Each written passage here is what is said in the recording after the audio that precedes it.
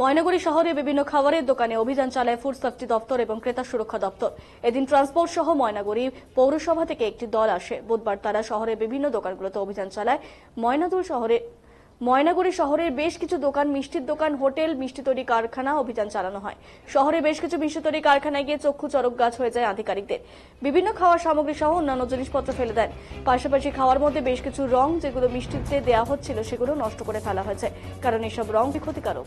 বুধবার এই অভিযানে উপস্থিত ছিলেন ফুড সেফটি আধিকারিক জলপাইগুড়ি মীনাক্ষী খড়গা, উপভোক্তা কল্যাণ আধিকারিক অভিষেক বর্ধন, ময়নাগুড়ি পৌরসভার এক্সিকিউটিভ প্রণয় কুমার বসু সহ অন্যান্যরা।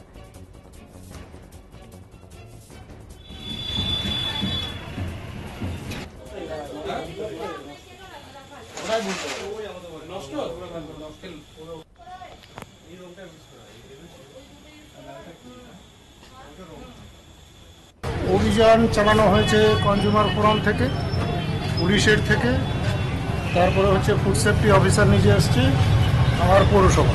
মানে কটা দোকান খুললেন? 10টা দোকান ঘোরা হলো। কি পরিস্থিতি দেখলেন?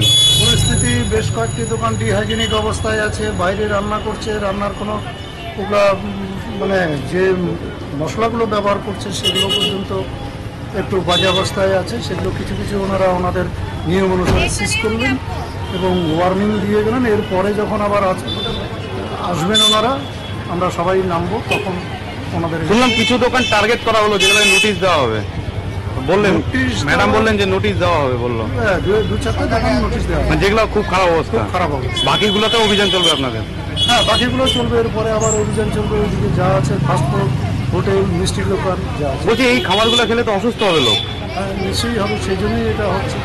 এসডিও সাহেব জলপাইগুড়ি এটা নিয়ে মিটিং করে এইভাবে স্টেপ নিয়েছেন, শিডিউল করে দিয়েছেন ডেট, কোন দিন কোথায় যেতে হবে। আরেকটা সাহেব, আরেকটা ব্যাপার দেখা গেল, কিছু রং ব্যবহার হচ্ছে, যেগুলো আপনারা ফেলে দিলেন রংগুলো। এই রংগুলো কি ক্ষতিকারক? ক্ষতিকারক, ওই জন্যই ওনারা সিজ করে নেবেন। একটা কারখানায় দেখা গেল ওইখানেই বাথরুম করছে, ওইখানেই নোংরা ফেলছে। দেখা হলো, এটা যতটুকু হলো যে এর পরবর্তীতে অ্যাকশন হবে।